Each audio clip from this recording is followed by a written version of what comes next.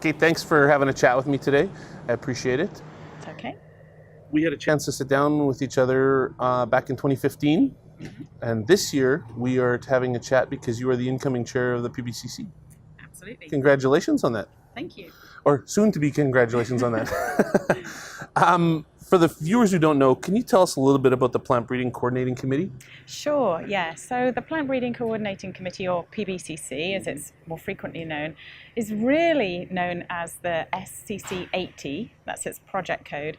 It's a multi-state research coordinating committee, which means that it is there to provide and raise awareness of plant breeding issues, plant breeding education issues, infrastructure issues, the impacts of plant breeding on the US economy, for example.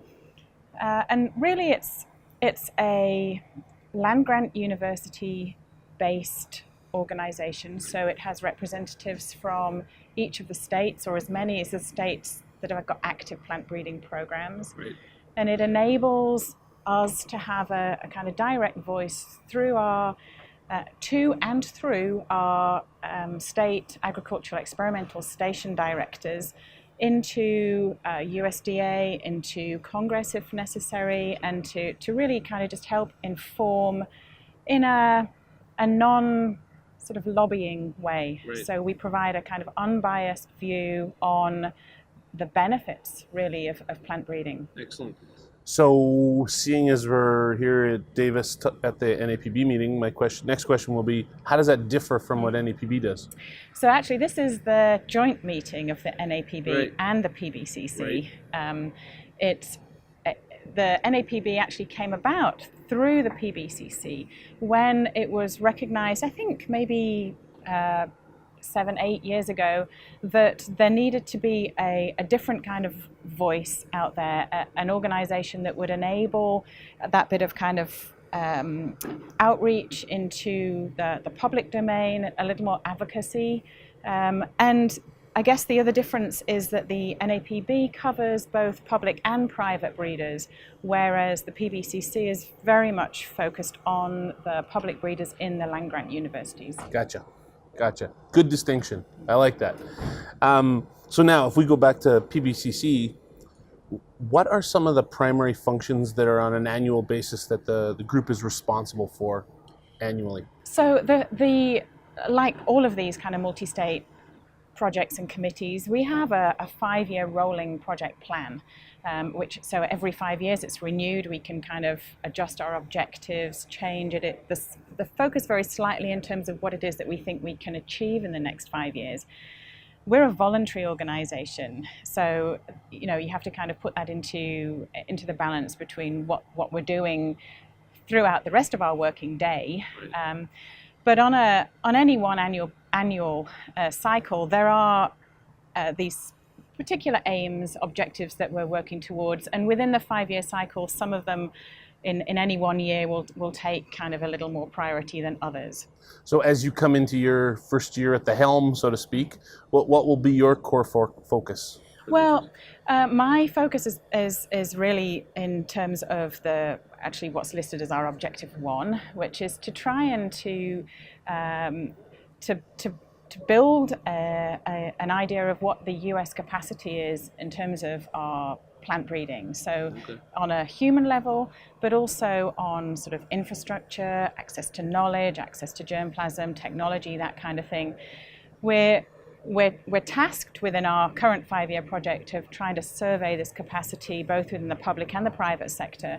And we've realized that most likely one survey is not going to fit both groups.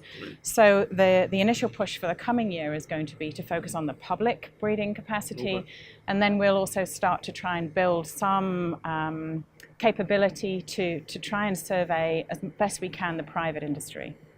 And so what will that mean for members then? What will they kind of expect out of that? For members, so the members of the PBCC are the state representatives.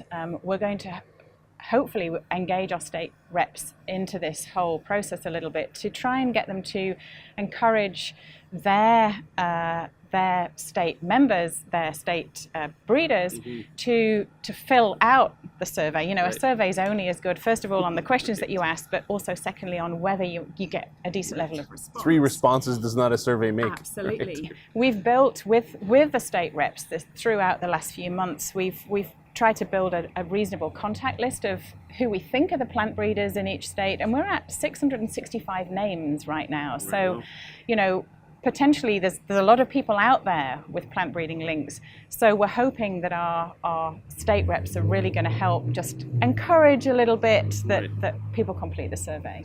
Is there any way to get a sense of how engaged that? So what did you say, 668? Just as if we use that as a number. What's going to be success on a survey like this? Oh, As a scientist, you have to have a number in your head. It would be phenomenal to get 80%, right. But I've seen so many failures of surveys. Yeah.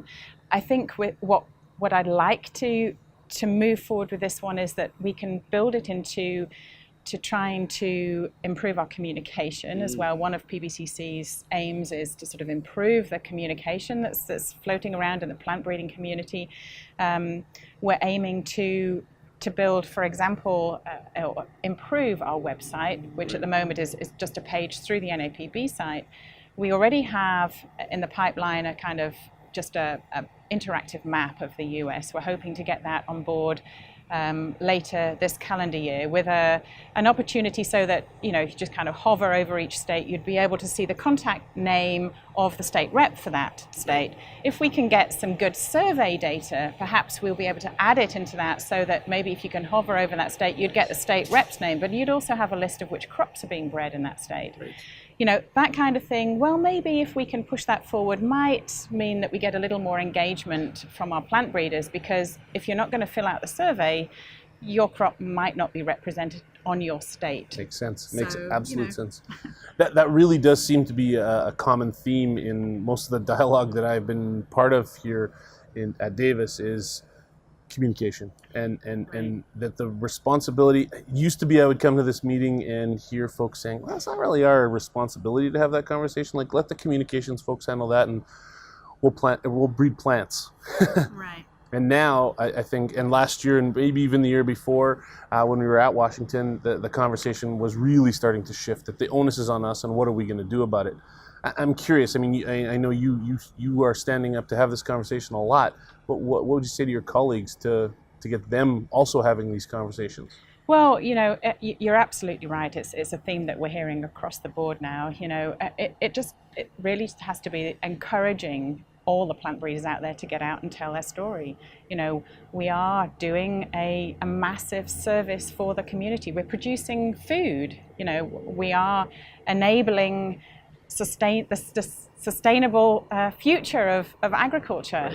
So it's, in many cases, there's some very high-tech, complex science that can go into plant breeding, but often what we're struggling with is just communicating the simple basics, just the simple crossbreeding, and generally the public haven't got that whole understanding. And at many levels also, when you start to go in and discuss with state ag experimental directors, and then into different Congress routes, USDA, we need to keep having that communication. We need to become engaged. We need to really just keep telling the story.